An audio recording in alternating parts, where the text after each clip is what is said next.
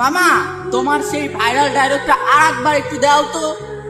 Doctor সাহেব, স্ত্রীর ডেলিভারির সময় স্বামীকে ডেলিভারি রুমে যেতে দিন, যাতে সে কোনোদিন বলতে না পারে তুমি আমার জন্য কি করেছো। যখন সে তার প্রসব বেদনার যন্ত্রণাটা দেখতে পাবে, তখন সে বুঝতে পারবে তাকে বাবা ডাক শোনানোর জন্য একটা মেয়ে কতটা কষ্টের শিকার হয়।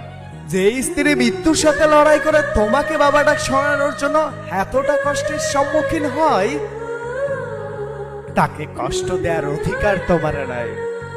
নারী, তুমি পারো বটে, শত অবহেলা সহ্য করার পরও তারপরও সকলকে খুশি করার জন্য আপ্রাণ চেষ্টা করে যাও।